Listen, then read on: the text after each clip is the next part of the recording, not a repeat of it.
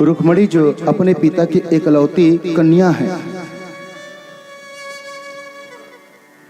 जो 3 वर्ष की उम्र से अपने पिता के साथ सत्संग जाती थी, सत्संग सुनती थी और सुनते सुनते भगवान के रूप गुण केवल सुन के ना, देखा नहीं था, केवल सुन सुन के ही रुक्मिणी के अंदर भगवान के प्रति इतनी भक्ति जागृत हुई कि उन्होंने संकल्प कर लिया कि यदि मैं जीवन में पति बनाऊं तो संसार के व्यक्ति को पति नहीं बनाऊं, जो पतियों के पति महापति, जो जगत पति है वही मेरे पति बने।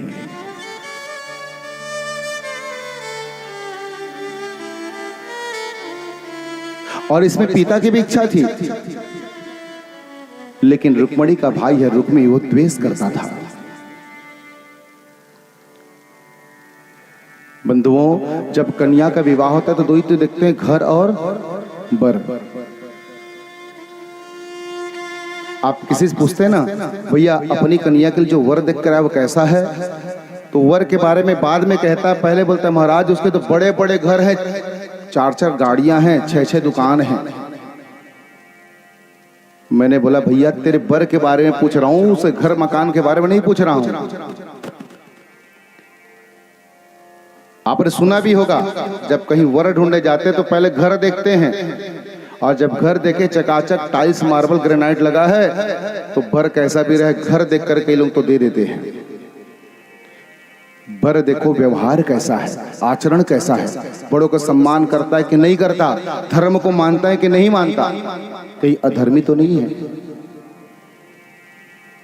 यहां एक बहुत बड़ा सूत्र दिया है। जब रुक्मी अपनी बहन रुक्मिणी का विवाह शिशुपाल से तय किया, और जब पता चला कि शिशुपाल जो है अधर्मी है,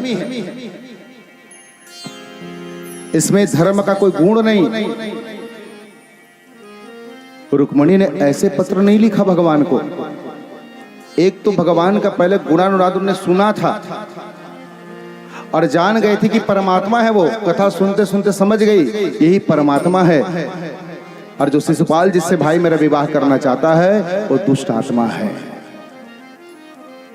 यहां भागवत शिक्षा देती है, यदि माता पिता जान रहे हैं कि वर ठीक नहीं है, धर्मी है, पापी है, दुष्ट है, नशाएं करता है, और जानबूझकर अपनी बेटी उस वर को देता है, और यदि कन्या को पता चल जाए कि वर ठीक नहीं, जबरदस्ती मेरे माता पिता धन के लोभ में दे रहे हैं, तो शास्त्र कह रहा है ऐसी कन्या को अपनी मर्जी से धर्म संस्कृति वाले वर से विवाह कर लेना चाहिए। उस समय ये नहीं देखना चाहिए कि मेरे पिता क्या कर रहे हैं, जो पहले ही अधर्मी के साथ तुमको भेज रहा है, जानबूझ के भेज रहा है।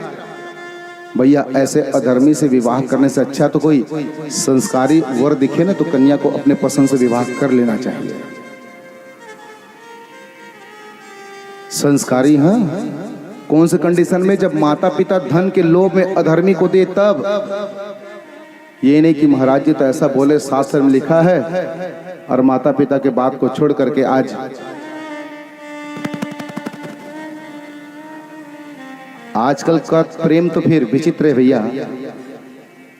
मैं तो कथा में कहता भी हूं, आज प्यार है, कल इंतजार है, फिर इकरार हुआ, फिर इंतजार हुआ, और जब पता चला ये अच्छा नहीं है तो उसी समय दूसरा तैयार हो गया। प्रेम से कहो श्री राधे। ये प्रेम नहीं हो सकता, ये वासना है।